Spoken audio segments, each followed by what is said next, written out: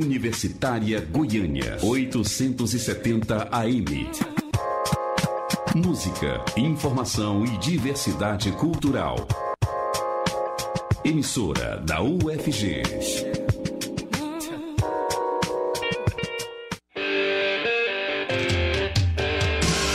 Começa agora o Estação Esportiva. As notícias do mundo do esporte de um jeito que você nunca ouviu.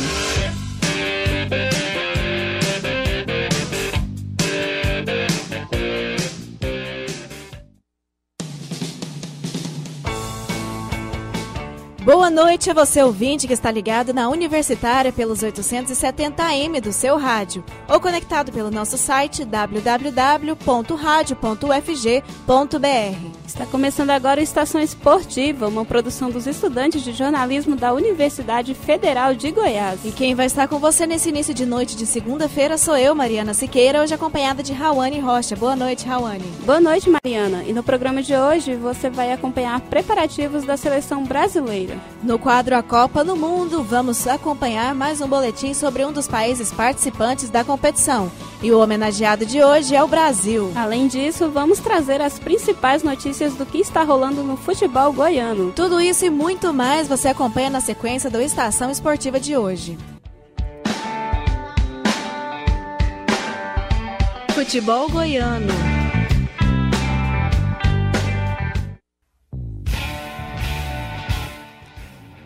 Abrindo o quadro Futebol Goiano, vamos falar do Goiás, que entrou em campo na sexta-feira. A partida válida pela 10ª rodada foi contra o Paysandu, aqui em Goiânia, no Estádio Olímpico, e terminou em 2-1 para os donos da casa. O placar final foi favorável ao Esmeraldino, mas no início do jogo foi o Alviverde que saiu no revés. Aos 14 minutos do primeiro tempo, Renato Augusto abriu o placar para o Papão. A resposta goiana foi dada ainda na metade inicial. Depois dos 30 minutos, o Alex Silva empatou. E faltando pouco para o fim do primeiro período, Lucão marcou o gol da virada. O atacante de 26 anos veio aos poucos ganhando a confiança do treinador. O atleta marcou nas 2 vitórias do Verdão na Série B desse ano. A vitória na sexta deixou o Goiás mais perto de sair da zona de rebaixamento e o duelo contra o Paysandu teve nítida superioridade esmeraldina em noite de grande atuação de Lucão, Michael e Felipe Garcia. O técnico Ney Franco fez uma análise positiva sobre a última partida. Em comparação com os outros jogos, o Goiás se destacou na organização e lembrou que os volantes foram fundamentais para neutralizar o adversário. Depois da derrota contra a Ponte Preta, o Alviverde buscou engatar uma reação. A equipe tem 8 pontos e ocupa a 18ª posição na tabela, 2 tentos a menos que o Brasil de Pelotas, o primeiro time antes da zona da degola. E o Esmeraldino já vai voltar a campo amanhã no Estádio do Café contra o Londrina. E para a partida, o técnico Ney Franco não deve mudar a escalação que começou o duelo na sexta-feira. Mas durante os treinos houve uma mudança no elenco. Antes de viajar para o Paraná, o zagueiro Rafael Silva participou dos exercícios de preparação. O jogador não compunha o elenco por causa de uma contusão muscular. Além disso, um possível contrato com o time português estava sendo especulado. E o goleiro Marcelo Rangel não tem uma data confirmada para o seu retorno à equipe. O goleiro, no jogo contra o Atlético, teve uma neurite vestibular semelhante à labirintite e precisou passar por uma avaliação médica. Desde então, Marcos é o goleiro titular do Verdão. Rangel já está treinando com a equipe, mas por enquanto não foi nem relacionado para o jogo de amanhã. Mas uma mudança permanente foi garantida na equipe. O jogador Pedro Bambu rescindiu o contrato com o Esmeraldino de forma amigável. O clube teve o vínculo desfeito com o volante a pedido do próprio Pedro Bambu, que deixa o Goiás depois de 1 ano e 5 meses, defendendo o time. Já o Vila Nova jogou fora de casa nesse final de semana. O Colorado foi até o Brinco de Ouro para duelar contra o Guarani. E a exemplo do rival Alviverde, o Vila também saiu atrás no placar. Ricardinho abriu o marcador no segundo tempo com um gol de cobertura em Matheus Pazinato. E aos 48 minutos da etapa final, o Vila teve um pênalti marcado a seu favor.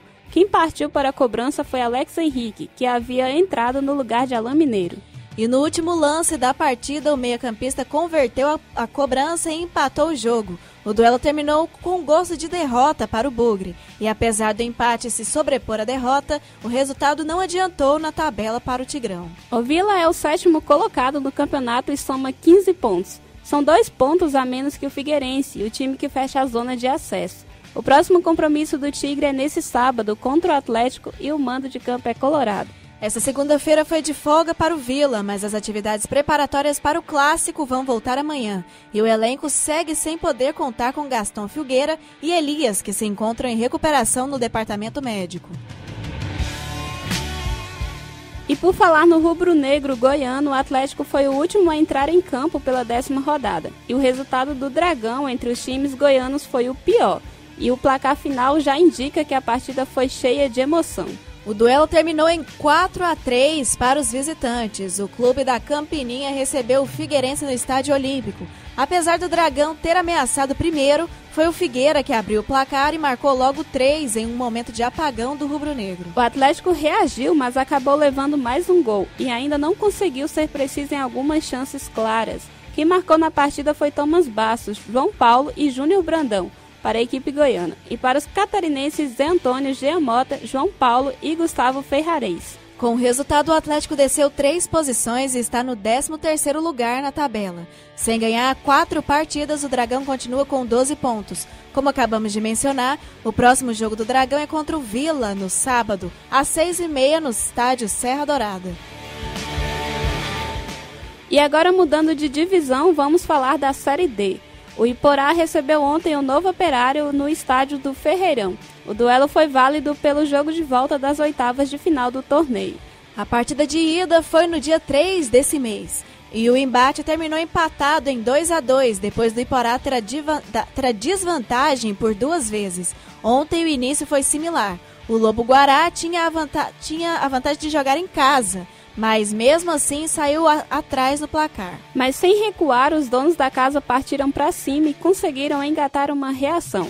E mesmo depois de estar ganhando por 2-0, o Novo Operário não conseguiu segurar a equipe goiana e deixaram a vitória escapar. Como a primeira partida terminou empatada, o novo placar igualado levaria a decisão para os pênaltis. Mas isso não foi preciso, porque o Iporá conseguiu uma virada heróica, jogando em casa. Final de jogo, 3-2 para os mandantes, que garantiram a classificação. Os gols do Lobo foram de Marco Antônio, Saulo e Danilo Ribeiro. Nas quartas de final, o Iporá vai enfrentar o 13 e a partida de volta vai ser em casa.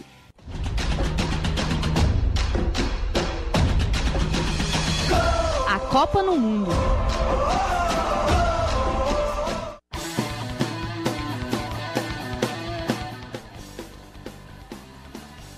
Para anunciar a Copa do Mundo, está aqui comigo agora o Ildeu Youssef. Boa noite, Ildeu. Boa noite, Rawane. Boa noite, amigo ouvinte. Ontem o Brasil realizou o último amistoso antes da Copa do Mundo. E a vitória já serviu para dar uma animação a mais para o evento que está para começar. A espera, que foi de 4 anos, está agora reduzida a 3 dias. Na quinta-feira, a Rússia vai fazer a sua partida de estreia contra a Arábia Saudita, logo depois da cerimônia de abertura, inaugurando assim o maior evento internacional do futebol.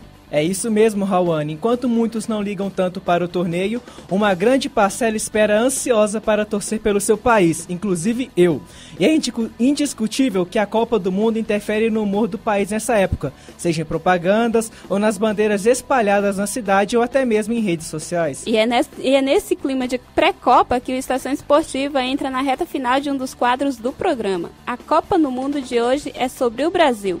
Vamos acompanhar o primeiro episódio do especial, dividido em 3 partes. E o tema da vez são as curiosidades gerais do futebol no país.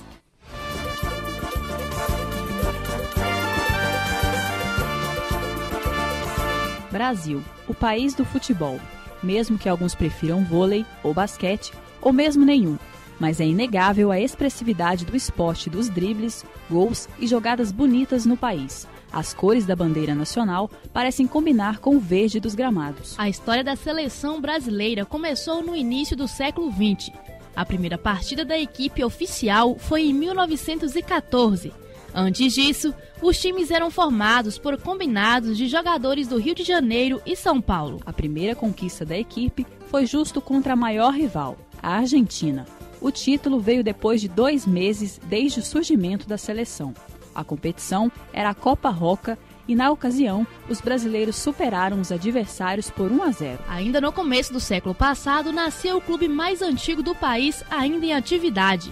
Em agosto do ano de 1900 foi fundado o time gaúcho Esporte Clube Rio Grande.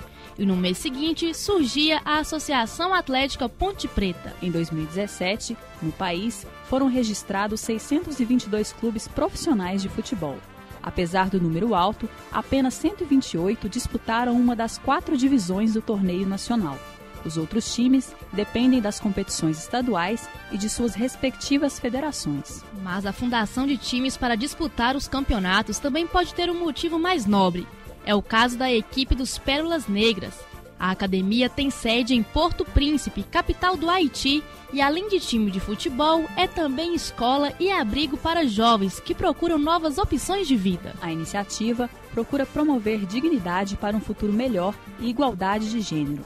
O lugar dispõe de uma estrutura que atende às exigências da FIFA. Quando o jovem completa 16 anos, passa por um processo para poder treinar aqui no Brasil e buscar uma chance em um dos clubes aqui do país.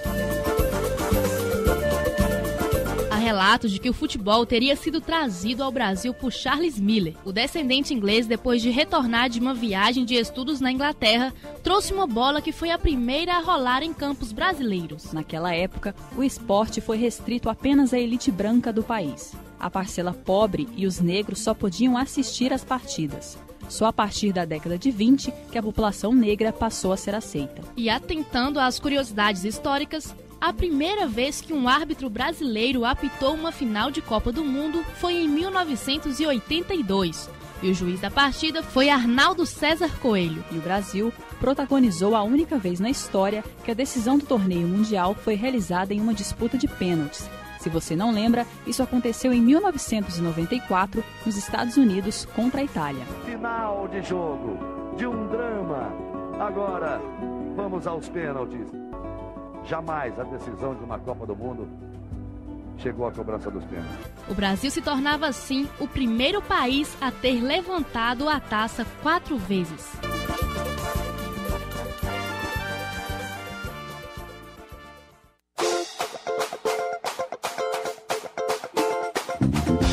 Seleção brasileira.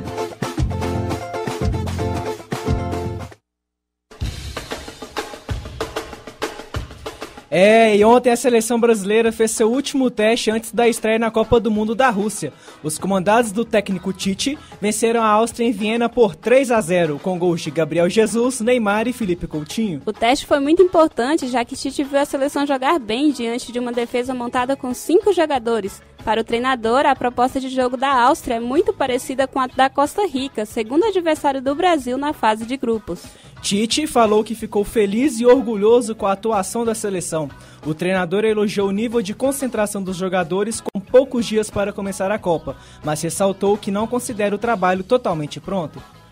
Ela nunca vai estar pronta, ela passa etapas, passa fases de consolidação, de amadurecimento, com adversidades que elas vão acontecendo durante o jogo, com características diferentes, ela vai se moldando. Outro detalhe que não passou batido foi a titularidade de Neymar. O atacante começou uma partida pela primeira vez desde que se recuperou da lesão no pé direito. O jogador ficou em campo por 82 minutos e saiu para a entrada de Douglas Costa.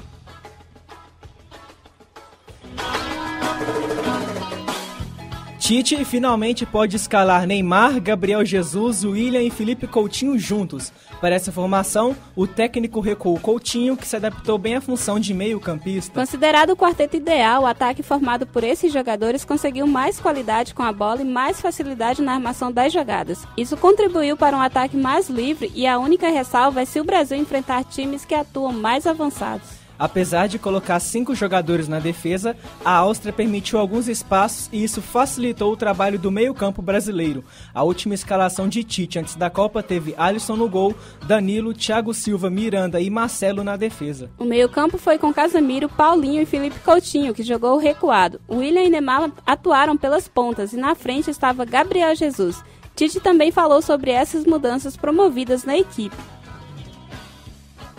Quando a jogada é trabalhada do lado direito nosso de ataque, o Coutinho volta por dentro, próximo a Paulinho, para fechar aquilo que eu chamo da cabeça da área, o funil, o centro do campo, a parte da meia-lua da grande área. Use o adjetivo que quiser, ele faz essa função e tem. Claro que essa organização para o lado esquerdo e jogar, porque o Douglas Costa jogou assim, a gente jogou umas 4 partidas com características, aí era o Douglas, não era o Neymar, Coutinho e Marcelo, mas tem essa possibilidade real de utilização, sim, até porque ela fica muito forte ali, ela fica muito incisiva, muito criativa. O treinador ainda elogiou a relação de amizade dos jogadores no campo de ataque e valorizou a rotação dos atletas que estão fazendo os gols. Na partida de ontem, Neymar igualou a marca de Romário e chegou a 55 gols com a camisa amarelinha. Na frente dele, apenas Zico, Ronaldo e Pelé. O rei do futebol é líder do ranking com 95 gols. Neymar falou sobre essa semana de abertura da Copa e também sobre a 4ª posição na artilharia da seleção que foi conquistada. Muito feliz, muito contente de chegar a essa marca e quis homenageá-lo de alguma forma, que é um ídolo não só para mim, mas para os brasileiros e para o mundo. Então, máximo respeito ao nosso Bachala. Claro que estamos prontos, pode sonhar que a gente está sonhando mais ainda. O atacante colocou a camisa atrás do pescoço e abriu os braços com os dedos em sinal de V. Esse gesto era característico das comemorações do baixinho quando fazia gols. O técnico Tite não teve os 23 convocados à sua disposição para os amistosos de preparação.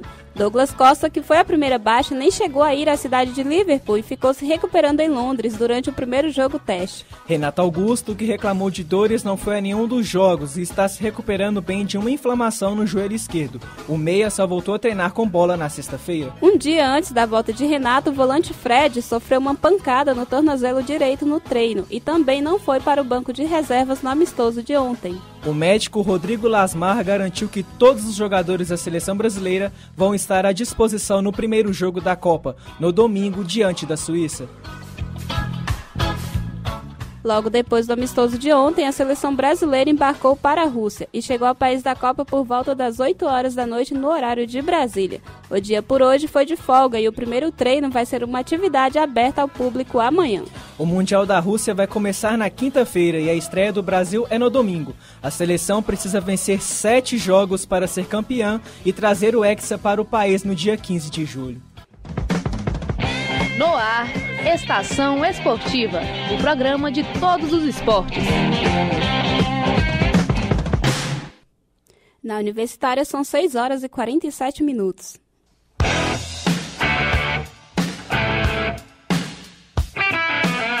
Brasileirão.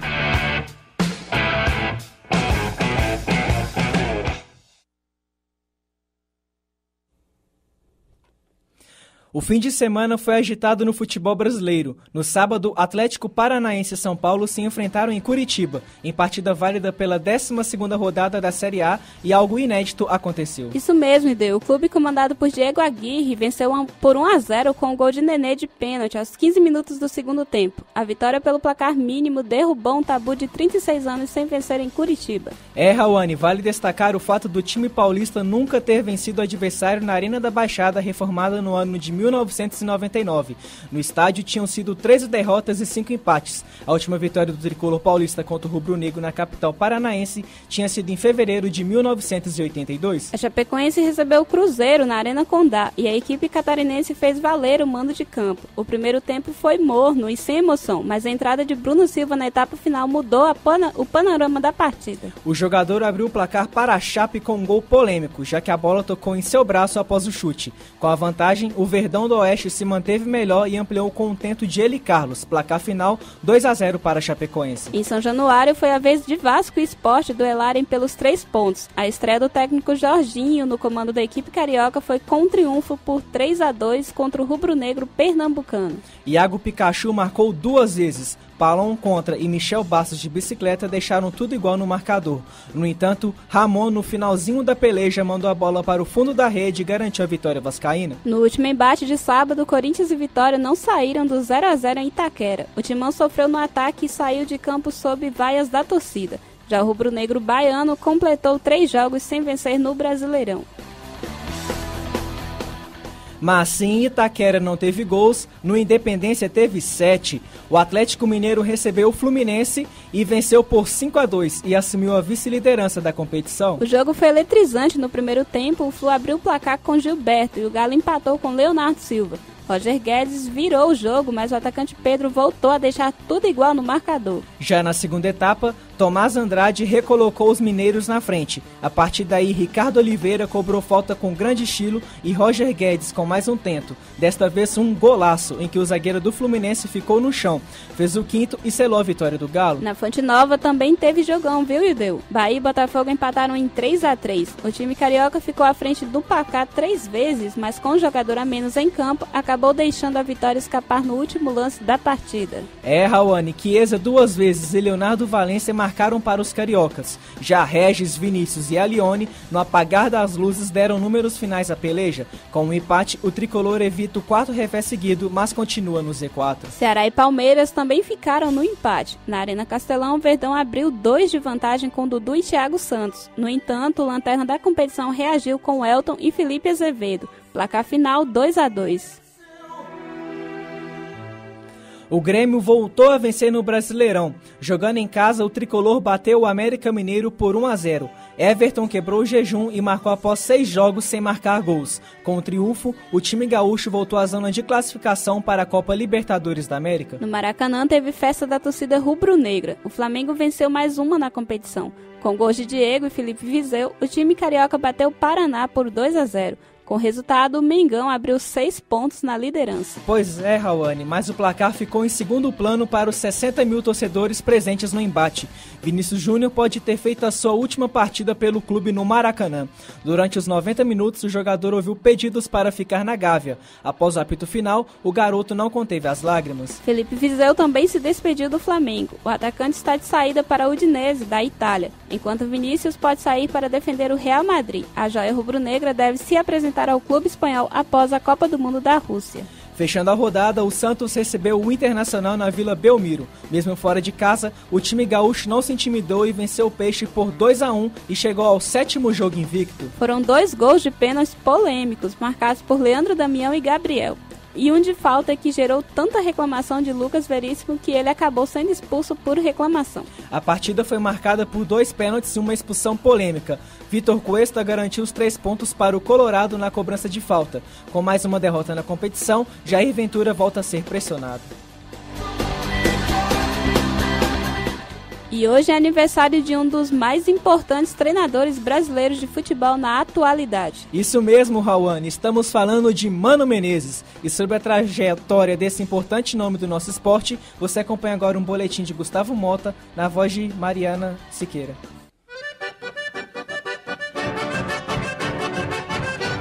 Considerado pela revista Época como um dos 100 brasileiros mais influentes de 2009, Mano Menezes nasceu com o nome Luiz Antônio Wencker Menezes, em Passo de Sobrado, Rio Grande do Sul. A data, 11 de junho de 1962. Hoje ele completa 56 anos de uma trajetória repleta de bons momentos. Casado e pai de uma garota, o gaúcho preza pela privacidade da família. Mas o que importa mesmo é o que ele fez e continua fazendo pelos campos.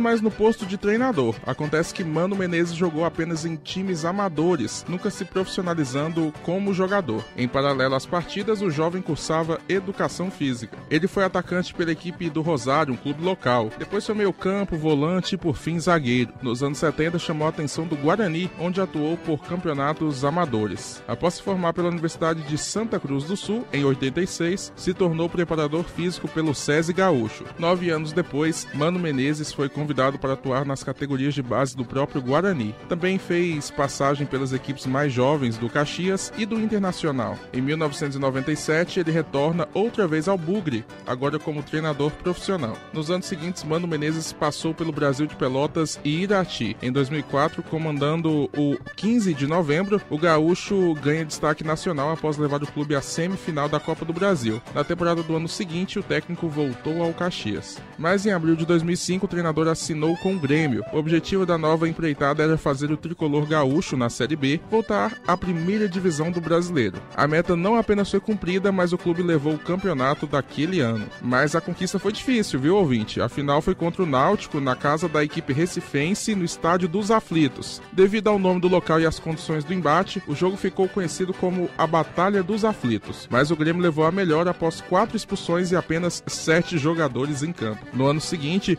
a equipe conquistou o Campeonato Gaúcho com uma vitória em duelo de clássico. A final, contra o Inter, garantiu um título que o time não levava desde 2001. No mesmo ano, o clube ainda chegou à 3ª posição no Campeonato Brasileiro no final do ano. Essa colocação permitiu ao time de Mano Menezes ir à Libertadores da América. Na competição, o Grêmio eliminou o São Paulo e o Santos e chegou à semifinal quando foi derrotado pelo Boca Juniors. Ainda em 2007, uma grande campanha levou o tricolor a outra conquista do Gaúcho. No fim daquele ano, Mano Menezes foi contratado pelo Corinthians com outra missão de levar uma equipe da Série B novamente para a primeira divisão. Em 2008, o treinador levou o Timão à 2ª posição na Copa do Brasil após perder a final para o Sport. E naquela mesma temporada, com a campanha que contou com apenas 3 derrotas, dentre elas uma para o Vila Nova, o Gaúcho levou o clube à conquista da Série B do Brasileirão. Já em 2009, o Corinthians foi campeão invicto pelo Campeonato Paulista e pouco depois foi campeão pela Copa do Brasil em Porto Alegre, casa do 2º colocado, o Inter. Com a vitória, a equipe foi para a Libertadores de 2010, mas acabou sendo desclassificada pelo Flamengo. Em 25 de junho do mesmo ano, Mano Menezes conquista a 100ª vitória no comando do time em partida contra o Irati. Convidado para comandar a seleção brasileira, o treinador deixa o timão após 2 anos de grandes vitórias. Substituindo o Dunga, que havia sido demitido, Mano Menezes assume a Canarinho, estreando à frente dos Estados Unidos. Convocando Paulo Henrique Ganso e Neymar, que não tinham ido à última edição do Mundial, a de 2010, o técnico começou vencendo por 2-0. Já a primeira derrota veio justamente contra a Argentina, com 1-0 para os hermanos. Com uma série de vitórias e após o fiasco da Copa de 2010, a imprensa apontava um retorno do futebol brasileiro à posição de destaque. Apesar disso, a seleção deixou a Copa América 2011 nas quartas de final, após ser eliminada pelo Paraguai. A passagem de Mano Menezes ficou marcada pela conquista de 2 superclássicos das Américas, o primeiro naquele ano e o seguinte em 2012. Após a vitória do último embate com os hermanos, o treinador foi demitido durante uma reunião com o presidente da CBF, então presidente da Confederação Brasileira de Futebol, José Maria Marim. A decisão foi polêmica, visto os bons resultados do técnico. Por isso, a imprensa chegou a especular que a decisão era pessoal e política. Em junho de 2013, o gaúcho assumiu o Flamengo, mas não teve bom desempenho. Mano Menezes deixou o rubro-negro em situação de rebaixamento para a segundona do Brasileirão. Após passagens pelo Corinthians e Cruzeiro, o treinador foi contratado pelo Shandong Luneng, clube da China. Mesmo com dificuldades técnicas, Mano Menezes conseguiu levar o time às quartas de final da Liga dos Campeões da Ásia, um feito inédito do time até então. Já em 2016, o técnico acertou um retorno ao Cruzeiro. No ano seguinte, a equipe foi eliminada precocemente da Sul-Americana, mas conquistou o 5º título pela Copa do Brasil. No último 8 de abril, Mano Menezes se consagrou campeão mineiro pela Raposa em confronto contra o Galo. Com a vitória por 2-0, o treinador segue no Cruzeiro até dezembro do ano que vem, e o sucesso é tamanho que ele não deixa de ser cogitado no exterior, tanto que Mano Menezes rejeitou uma proposta do Sporting de Portugal para continuar na capital mineira. Matheus Alves com informações de Gustavo Mota para o Estação Esportiva.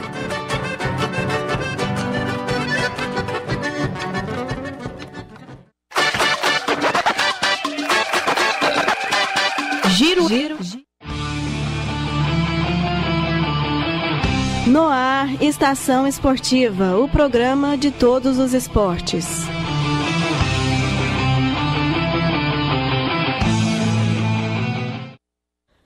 Na Universitária são 6h58.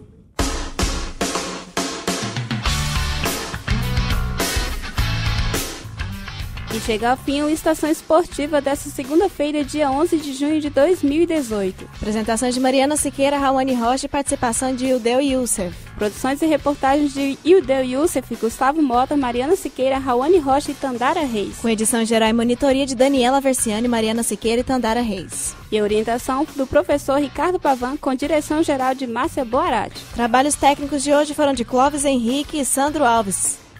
O Estação Esportiva é produzido por estudantes de jornalismo da Universidade Federal de Goiás. E para sugestões e participações, basta mandar mensagem via direct no Instagram, @Estação Esportiva.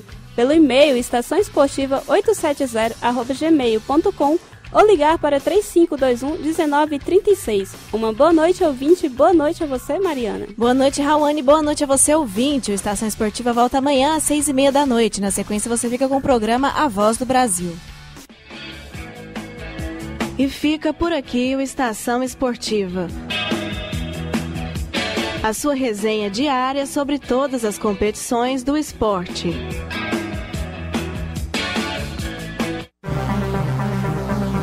ZYH 754, 870 kHz, AM. Rádio Universitária, Goiânia. Emissora da UFG.